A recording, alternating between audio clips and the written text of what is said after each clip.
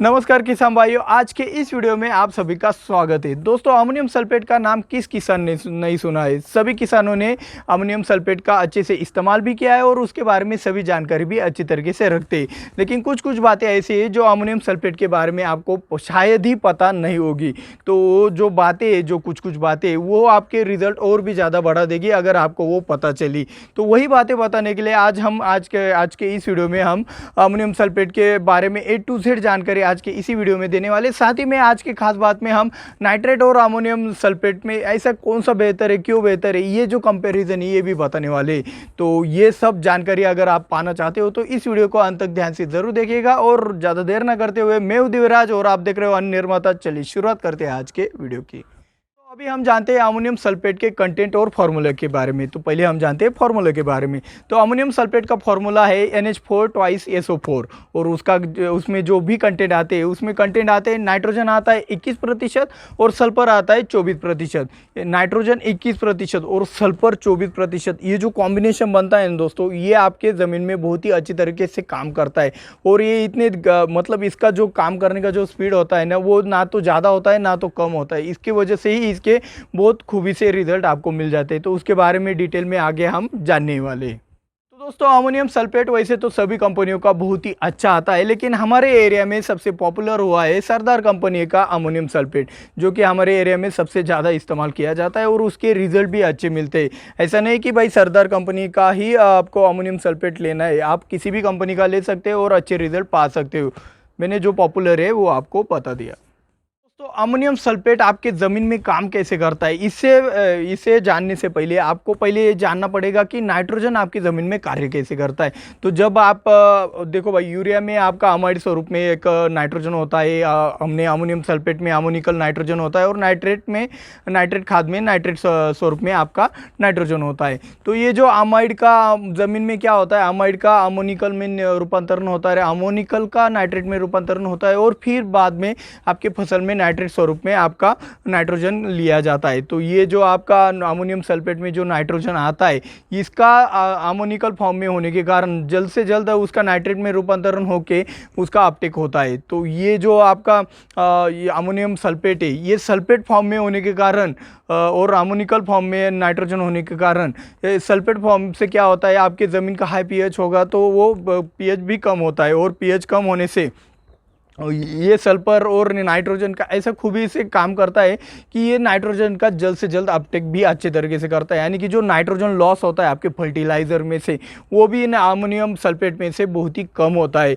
और जिन ज़मीनों में high pH वाली जो ज़मीनें होती है, उसमें जो नाइट्रोजन की दिक्कतें आती है, उन ज़मीनों में तो आपका यूरिया तो कुछ भी काम नहीं करता है। उन ज़मीनों में सिर्फ आपका नाइट्रेट काम करता है और अमोनियम सल्फेट काम करता है।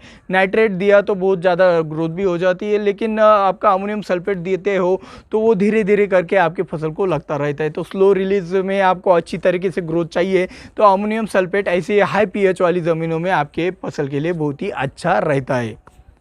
दोस्तों, अमोनियम सल्फेट से जो आपके फसल को जो नाइट्रोजन और सल्फर मिलता है, उसमें उसका आपके फसल में क्या कार्य है, इसके बारे में अभी हम जानते हैं। तो आपके फसल में के लिए नाइट्रोजन कितना ज़रूरी है आप सभी को पता है। जो आपके फसल के लिए ग्रोथ के लिए सबसे ज़्यादा जो न्यूट्रिएंट लगता है वो है नाइट्रोजन। आपके क्लोरोफिल बनाने के लिए या फिर वेजिटेटिव ग्रोथ करने के लिए सभी जगह नाइट्रोजन की बहुत ही ज़्यादा ज़रूरत होती है। तो नाइट्रोजन जिस तरह आपके गाड़ी में पेट्रोल की तरह लगता है, उसी तरह आपके गाड़ी में जैसे इंजन में ऑयल की ज़रूरत होती है, बहुत ही कम मात्रा में भी ना हो तो आपको ऑयल तो डालना ही पड़ता है। अगर ऑयल ना हो तो वो पेट्रोल भी किस काम का। तो वैसे ही आपके फसल में अगर ज़्यादा नाइट्रोजन भी डाल दिया लेकिन आपके फसल को सल्फर ना मिल पाया तो वो नाइट्रोजन भी किस काम का नहीं रहता है। तो आपके लेकिन सल्फर आपको कम मात्रा में भी आपको फसल के लिए बहुत ही ज़रूरी होता है। तो नाइट्रोजन की तुलना में आपको अगर इस कॉम्बिनेशन से सल्फर का बहुत ही अच्छा एक कॉम्बिनेशन मिल जाता है तो आपकी फसल की बहुत ही अच्छी से ग्रोथ अपने आप आपको दिखाई देती है। आपको किसी और न्यूट्रिएंट की ज़रूरत भी नहीं पड़ती है इसके साथ कॉम्बिनेशन करने की। सिर्फ अकेला आपका अमोनियम सल्फेट ही आपको वेजिटेटिव ग्रोथ के लिए, आपके पत्तियों को ग्रीनरी लाने के लिए बहुत ही अच्छा रिजल्ट आपके फसल में दिखाई देता है। लेकिन इसका एक ही माइनस पॉइंट है आपके फसल में कि ये बहुत ही धीरे धीरे करके काम करता है। लेकिन ऐसा आज तक मेरे को एक किसान नहीं मिला कि भाई मेरी ज़मीन में अमोनियम सल्फेट भी काम नहीं करता है। आज तक इतनी TDS वाली ज़मीन तो मैंने देखी नहीं है। किसी की ज़मीन होगी तो मेरे को कमेंट में ज़रूर बताना। तो वैसे तो नाइट्रोजन की सबसे ज़्यादा ज़रूरत होती है वेजिटेटिव ग्रोथ के लिए। आप शुरुआती के अवस्था में वेजिटेटिव ग्रोथ के लिए आप पहले से ही बेसल डोज में हो गया, या फिर आपके जब आपकी पत्तियां निकलनी शुरू होती है तब आप एक हद एप्लीकेशन अमोनियम सल्फेट का कर सकते हो शुरुआती में। फ्लावरिंग स्टेज में आपका ये अमोनियम सल्फेट भी घातक ही रहता है। नाइट्रोजन किसी तरीका का भी वो आपके फसल में फ्लावरिंग स्टेज में वो आपका नुकसान ही करता है, और बाद में जब आपकी फलों की साइज़ बढ़ाने की स्टेज हो उसमें भी ये नाइट्रोजन आपकी मदद करता है। और मैच्योरिटी के स्टेज में ज़्यादा नहीं लेकिन थोड़ा बहुत नाइट्रोजन होता है तो आपकी मदद कर देता है, अगर आपकी ज़मीन अच्छी वाली होगी तो नाइट्रोजन किस स्टेज में आपको इस्तेमाल करना है, किस स्टेज में इस्तेमाल नहीं करना है, इसके बारे में आपको अच्छे से तो पता चल गया है। वेजिटेटिव ग्रोथ के लिए खासकर तो आपको अमोनियम सल्फेट का ज़्यादा से ज़्यादा इस्तेमाल करना है।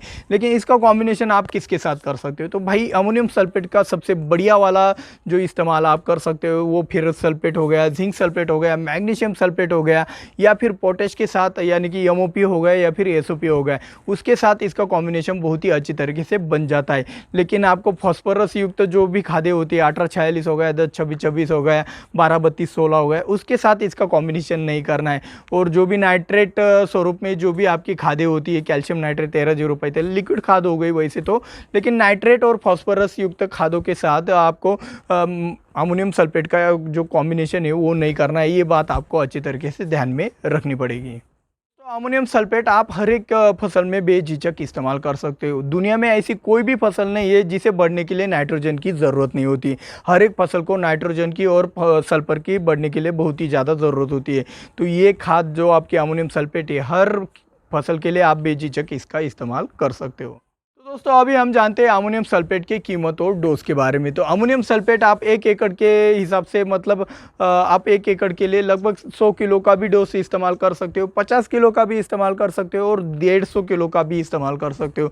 ये आपके ज़मीन के पीएच के ऊपर, आपके ज़मीन के आप जो भी फसल लगाने वाले हो उसमें रिक्वायरमेंट कितनी रहती है। ठंड का मौसम होगा तो ज़्यादा अमोनियम सल्फेट डालना पड़ेगा, अगर बारिश का मौसम होगा तो थोड़ा कम भी डालते हो तो चल जाएगा। अगर गर्मियों का मौसम होगा तो आपको ठंड के और बारिश की तुलना में बीच में यानी कि अगर 100 किलो भी आप डालते हो गर्मियों के दिनों में तो भी आपका काम चलता है। तो ये जो डोज होता है, एक मैंने एवरेज बता दिया कि भाई 1 एकड़ के लिए आपको 100 किलो अमोनियम सल्फेट का इस्तेमाल करना है।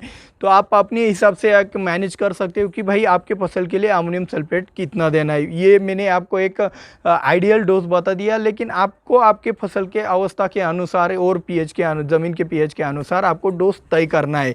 और रही बात इसकी कीमत आपको यहाँ पे शो हो रही है, तो आप वहाँ पे यहाँ पे देख सकते हो कि इसकी कीमत कितनी आती। कीमतें कम ज़्यादा होती रहती है तो कीमतें ज़्यादा मन पे ना ले। और रही बात आज की खास बात की, तो आज की खास बात बताने से पहले आपको हमारी ये मेहनत जानकारी अच्छी लगती हो तो दिल से एक लाइक तो बनता ही है। और जिन्होंने हमारे चैनल को अब तक सब्सक्राइब नहीं किया है भाई, रोज़ रोज़ का हो गया, आज तो सब्सक्राइब ज़रूर कर देना। और हाँ, रही बात आपको अगर दिल से ज़्यादा सपोर्ट करना है तो ज़्यादा से ज़्यादा शेयर भी आप कर सकते हो।